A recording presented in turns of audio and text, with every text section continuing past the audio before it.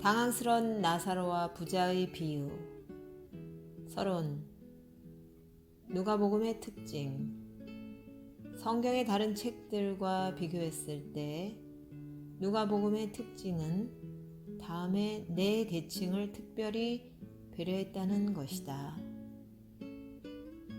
1. 여성들을 특별히 배려했다.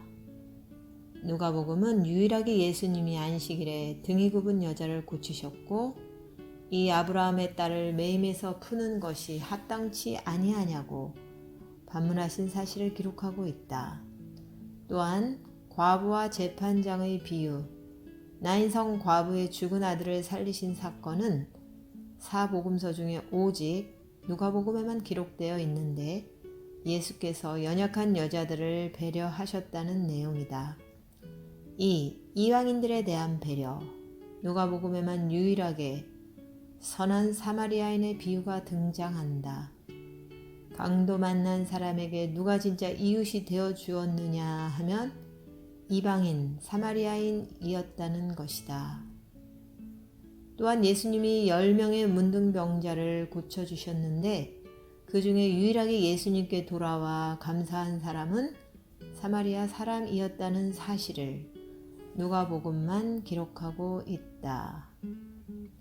3. 죄인들에 대한 배려. 유일하게 누가복음만이 예수님의 삭개오의 이름을 부르시고 삭개오의 집에 찾아가셨다는 사실을 기록하고 있다. 누가복음에만 3개 잃어버린 자를 찾으시는 비유가 나온다. 잃어버린 동전, 잃어버린 양, 잃어버린 아들, 탕자의 비유가 나온다. 어거스틴이 복음 중에 복음이라고 불렀던 탕자의 비유가 누가복음에만 등장한다는 것은 예수님이 죄인을 배려하신다는 사실을 강조하려고 했던 것이다. 4. 가난한 자들에 대한 배려. 마태는 심령이 가난한 자는 복이 있다라며 인간의 가난을 영적인 가난으로 해석하려 했지만 누가는 심령이라는 말을 빼고 그냥 가난한 자는 복이 있나니 하나님의 나라가 저희 것임이라며 좀 더 확실하게 가난을 지목했다. 가난한 자들에 대한 배려는 부자에 대한 비판을 자연스레 동반한다. 그래서 예수님이 가난한 자는 복이 있다라고 말씀하신 다음에 이어서 화 있을진저 너희 부유한 자여 너희는 너희의 위로를 이미 받았도다. 화 있을진저 너희 배부른 자여 너희는 주리리로다 라고 하셨다. 위 구절은 마태복음에 포함되지 않는 내용인데 누가복음에만 기록되어 있다. 즉 누가가 가난한 자에 대한 예수님의 말씀을 더 분명하게 기록했다. 본론. 당황스런 거지 나사로와 부자의 비유. 가난한 자와 부자에 대한 예수님의 태도를 가장 잘 보여주는 말씀이 누가복음 16장의 거지 나사로와 부자에 관한 비유이다. 1. 이 비유는 뚜렷한 특징이라면 결론이 없다. 결론이 모호하고 어떤 교훈이 없다. 비유의 끝에 그러므로 너희는 이렇게 하라는 말씀이 없다. 선한 사마리아인의 비유에서는 끝에 너희도 가서 이렇게 하라고 말씀하셨는데 이 비유에는 그런 결론을 찾아볼 수 없다. 너희는 그러므로 나사로처럼 되라 라든지 부자처럼 되지 않으려 주의하라는 말씀이 없다.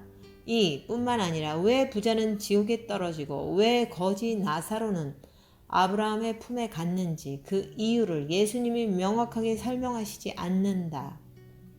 나사로가 더 어려웠기 때문에 그런 것인지 부자가 더 불의했기 때문에 그런 것인지 일반적으로 부자가 불의하다는 얘기인지 일반적으로 빈자가 더 어렵다는 얘기인지 이러한 설명이 전혀 없다. 그러다 보니까 이 비유를 읽는 사람의 마음이 불편하게 된다. 우리가 읽어보면 이 비유의 교훈이 모호하니까 불편해진다. 3. 불편한 이유를 더 명확하게 말하면 지옥에 대한 언급이 나오기 때문이다. 부자가 죽어서 지옥불에 던져져 고민한다고 했다. 그래서 사람들은 의문을 갖는다. 지옥이 정말로 존재하는 것인가? 이것은 지옥의 실제가 아니라 비유적인 표현이 아닌가? 그리고 나사로가 아브라함의 품으로 갔다고 해서 이 세상에 살 때 나사로처럼 살고 싶어 하는 사람은 아무도 없다. 반대로 부자가 죽어서 지옥불에 떨어졌다고 해서 이 세상에서 부자처럼 살고 싶지 않은 사람도 없다. 취사 선택할 수 있다면 다 이 세상에서 부자처럼 살다가 천국에 가고 싶어 한다. 나사로처럼 가난하게 살고 싶어 하는 사람은 없다. 4. 또한 이 비유에 비복음적인 성격의 내용이 나와서 우리를 불편하게 한다. 우리가 이해하는 가장 쉽게 요약한 복음은 예수 천당, 불신 지옥이다. 이것이 우리가 이해하는 복음의 내용이다. 사람의 행위로 의롭다함을 얻는 것이 아닌 예수 그리스도를 믿는 믿음으로 의롭다함을 얻는 것이다. 그런데 본문의 부자와 나사로의 비유는 그게 아닐 수도 있을지 모른다는 의구심을 갖게 하고 예수 천당 불신 지옥이 아니라 빈자 천국, 부자 지옥이 아닐까? 그렇다면 나의 구원은 과연 안전한 것인가?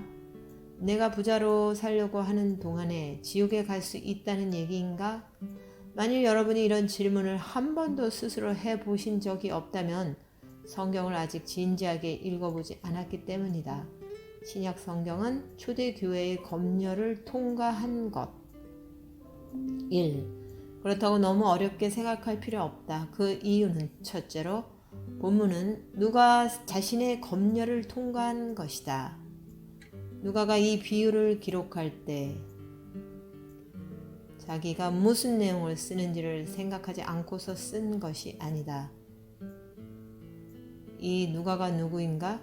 탕자의 비유를 쓴 사람이고 바리새인과 세리의 비유를 쓴 사람이고 삭개오를 예수님이 부르시고 찾아가신 것을 기록한 사람이다. 그렇기 때문에 죄인에 대한 하나님의 긍휼과 사랑과 은혜를 모르는 사람이 아니다.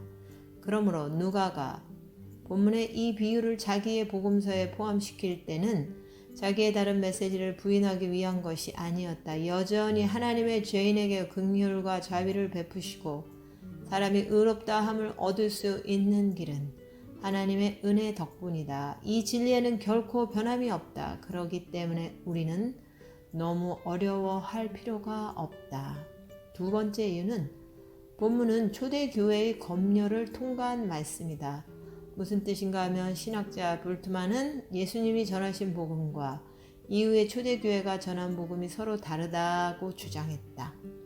예수님은 천국에 대하여 전하셨지만 이후에 초대교회는 예수님에 대하여 전했다는 것이다. 내용의 변화가 일어났다는 것이 불트만의 주장인데 만일 그 주장이 사실이라면 누가가 오늘 본문과 같은 말씀을 자기 복음서에 포함시킬 리가 없다.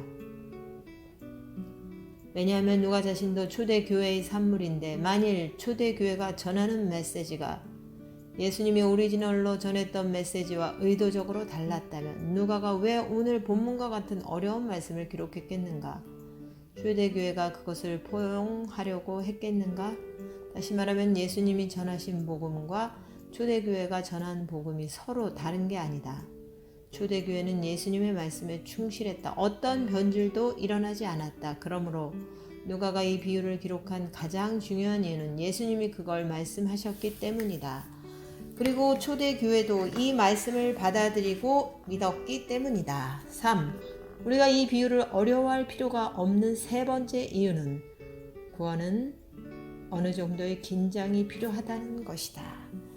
성도는 어느 정도의 겸손함이 늘 필요하다. 내가 구원받았다는 사실을 확신하는 것은 유익하다. 그러나 그것이 구원의 보장이라고 생각할 필요는 없다. 사도 바울은 너희의 구원을 두려움과 떨림으로 이루라고 하셨다. Work out your salvation with fear and trembling. 구원에 대한 어느 정도의 긴장을 갖고서 두려움과 떨림 가운데 신앙생활하는 것이 유익하다. 본문 나사로와 부자의 비유에서 우리는 그런 긴장을 가져야 한다. 그렇기 때문에 우리에게는 하나님, 제가 옳은 길을 가고 있습니까? 하나님, 제가 잘못하는 것이 없습니까? 하고 하나님을 늘 어려워하는 부분이 있어야 한다. 하나님과 아무리 가깝더라도 하나님을 어려워하는 부분이 있어야 한다. 내가 천국에 들어가고 못 들어가고는 결국은 하나님이 결정하시는 부분이므로, 또는 내 믿음의 진정성은 내가 아니라 주님이 판단하시므로 우리가 열심히 신앙생활 하더라도 하나님 앞에서 늘 두렵고 떨림으로 지내야 하는 것이다. 늘 겸손함을 지키면서 자기를 돌아봐야 한다. 더욱이 우리는 날마다 범죄하기 때문이다. 바리새인과 같아지면 안 된다. 하나님, 나를 구원해 주셔서 감사합니다. 나는 저 죄인과 같지 않음을 감사하나이다. 이렇게 되면 안 된다. 끝까지 하나님 앞에 겸손함이 있어야 한다. 그러면 예수님은 왜 이 비유를 말씀하셨는가? 본문이 아이러니를 주목해야 한다. 한 부자가 있어 자색 옷과 고운 베옷을 입고 날마다 호화롭게 잔치를 벌였는데 나사로라 이름하는 거지가 헌대를 핥으며 그 부자의 대문 앞에 누워서 부자의 상에서 떨어뜨리는 것으로 배불리며 심지어 개들이 와서 그 헌대를 핥더라. 여기서 아이러니는 얼마나 대조적인가. 부자는 고급 옷을 입고 날마다 호화롭게 잔치하며 사는데 바로 대문 밖에 있는 거지는 부자의 대문 앞에 앉아서 자기 아마 영양실조로 생긴 헌대를 핥고 있었다.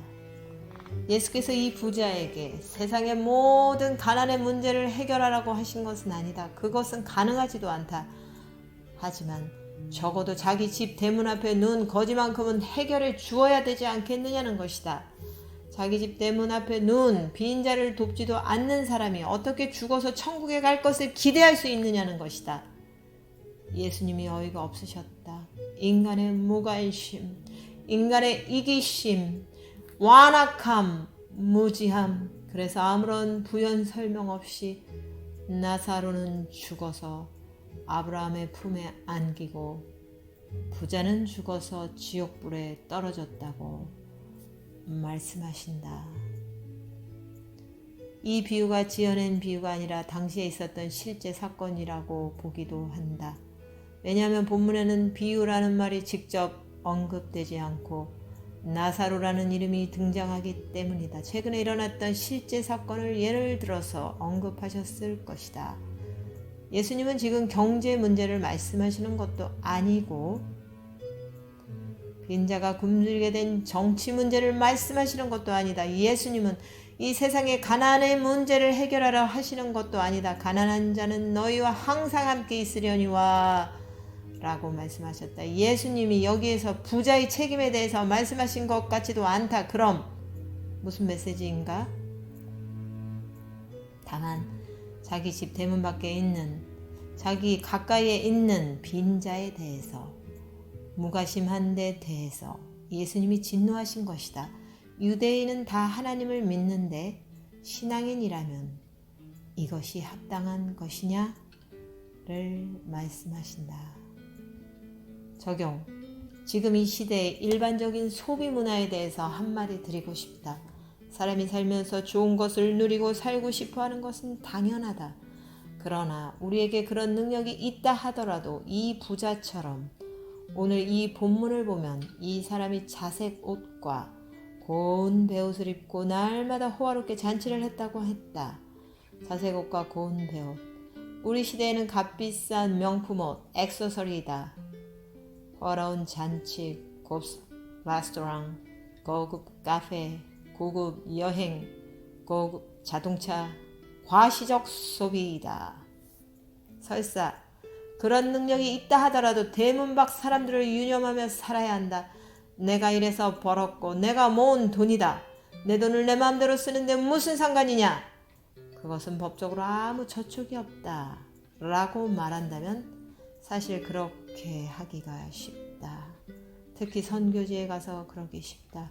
오늘날 우리는 이 부자와 다를 바가 없다. 그러나 문제는 바로 그 집 대문 밖 거지는 부자의 상에서 떨어지는 부스러기로 배를 채우고 적어도 자기 대문 밖에 누가 있느냐 하는 것은 부자의 책임이었다. 세상의 모든 가난한 자를 해결하라는 얘기는 아니다. 그러나 대문 하나를 사이에 두고 이런 격차를 알면서도 허용한다면 이 부자처럼 지옥에 갈 것이다. 오늘날 이 비유를 남북관계에 적용하시는 분들이 부쩍 늘고 있습니다. 이 비유의 주제, 전하고자 하는 메시지는 하나님은 공평하신 하나님이다는 사실이다. 그런데 우리는 공평하지 못하고 이기적이다. 그래서 우리는 세상에 사는 동안에도 부자처럼 좋은 것을 다 누리며 살다가 세상 떠날 때는 나사로처럼 천국 가기를 원한다. 그것처럼 이기적인 생각은 어디에 있으며 만일 하나님이 그것을 허락하신다면 하나님의 공평함은 어디에 있다는 것인가? 저는 이 본문의 메시지는 세상에서 좋은 것을 다 누리다가 세상 떠날 때가 오겠지만 그때는 궁극적인 하나님의 공의와 공평함이 있다는 것에 대해서 말씀하시는 것이라고 본다. 우리가 천국이나 지옥의 내세를 말할 때 하나님의 궁극적인 공평함을 배제할 수 없다. 그 근거는 바로 이 구절이다. 아브라함이 이 부자에게 하는 말씀을 읽어보시라. 예, 너는 살았을 때 내 좋은 것을 받았고 나사로는 고난을 받았으니 이것을 기억하라. 이제 저는 여기서 위로를 받고 너는 거기서 고민을 받느니라. 이 비유의 주제는 하나님의 공평함이다. 여러분, 우리가 하나님의 나라를 믿는다면 이 세상에서 어느 정도의 고난은 감수해야 되지 않겠는가? 그래야 하나님 앞에서 설 때 받을 위로가 있을 것이다. 오늘날 우리는 이 세상에서 복받아 부자로 살고 천국에서도 잘 살자 이런 신학이나 관념을 갖고 있다. 설교의 주제나 근본 사상이 그것이다. 그러나 성경이 말하고 장려하는 바는 이 세상에서 주님과 복음과 하나님의 나라를 위하여 고난과 어려움과 고통을 참는 가운데 인내하면서 저 천국에서 잘 살자이다. 오늘날 신자들은 이 세상에서 복받아 부자로 살고 천국에서도 잘 살 만한 사람을 존경하는데 천국에서는 양상이 많이 달라질 것이다. 아멘.